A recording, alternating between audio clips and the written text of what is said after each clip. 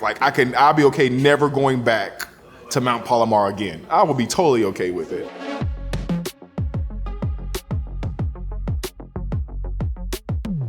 This was rough. I started riding again in 2009, 2010.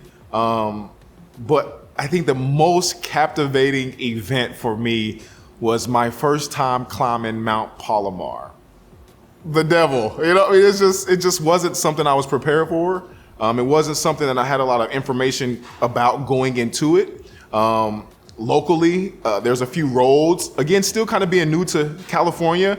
And living in Missouri, I don't think there's many roads called Mount anything, It's a name, you know what I'm saying? So coming here to California, some roads are called Mount this or Mount that. And so we had been doing some hill repeats on a road called Mount whatever. And so when they said, hey, we're going to do Mount Palomar, I'm like, okay, I've done a Mount whatever before, And so I drove the hour and a half to get there. When I showed up, they weren't expecting me to be there. They're like, what are you doing here?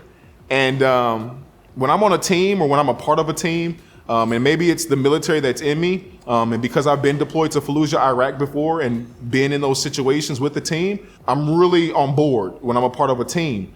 And so when they said they were going to climb Mount Palomar, I was like, okay, I've done said Mount road before, so I can do it. Wasn't the case. Wasn't the case at all. So I drive an hour and a half to Westfield Plaza Mall off of the 15. And we rode about 35 miles from Westfield Mall to the foothills of Mount Palomar, which is where there's a Harris Casino and 7-Eleven in that area. That was 1,000 feet gained already. And then we climbed it. And of course, I did not, and I was already unprepared. I had like a couple of gel. I mean, again, I wasn't prepared. I had like 2 water bottles, a couple gels, wasn't prepared. Everybody else had boxes of stuff and just was ready. And I was just like, something's not right.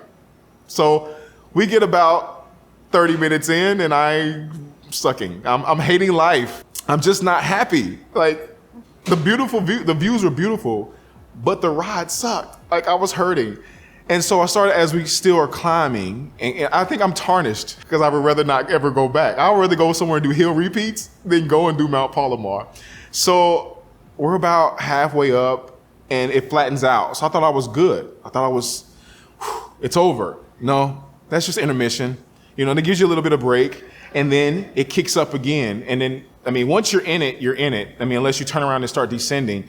But I would say probably about 3-4 hours later, maybe 5-6 hours later, I can't remember the time frame, but I eventually got to the top. But before I got to the top, I was getting really frustrated because everybody left me. That's not fun. This is my first time climbing it. And I didn't know to do any research, didn't know to go and look on Google, before the ride started. Then that's when the route comes out. Like that's when we have paper routes. Like this is the route that we're taking. This is how much elevation we're climbing. Now, I've already driven an hour and a half. I'm here. I'm not driving home now. So as we're over halfway past it, on the climb, I'm like, I don't want to get to the top and everybody is waiting on me and they're talking about, let's go back down now. I want to recover. So I get to the top and that's the first thing that's said, let's go back down now.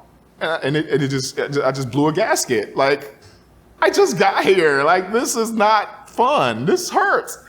But the views are beautiful. So I made it up to the top. I made it to Mom's restaurant, to the little mini mart you would say that they would have at the top, drinking me a Coke, sweat crystallizing everywhere.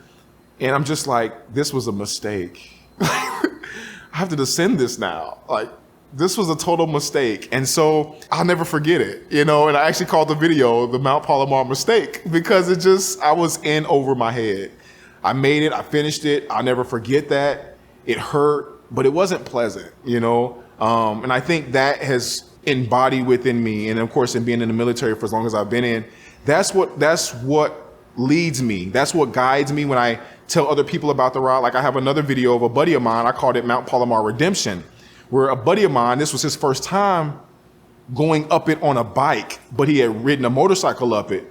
But what did I do? I gave him all of my like ride overlays. I showed him how much elevation it was. I showed him the route that we met at the base of the mountain, not riding 35 miles into the base of the mountain. So we met at the base of the mountain. I showed him everything. I sent him the Strava link so he could put it on his Wahoo or his Garmin.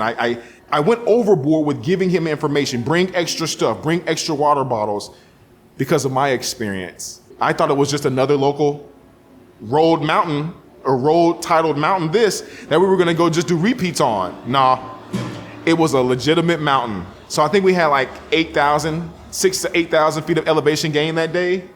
I wouldn't wish it on anybody, and it hurt so bad. But what I can say though is it's a lesson learned. You live by it, you learn from it, and if you set your mind to anything, even if you're unprepared for it, if you set your mind to overcome it, you can. You just have to have the willpower, you have to have the grit, the determination, and the fortitude to persevere, and you'll make it. I made it, but I think I've done it enough for about 10 years, so I'm okay with not ever going back to Mount Palomar again.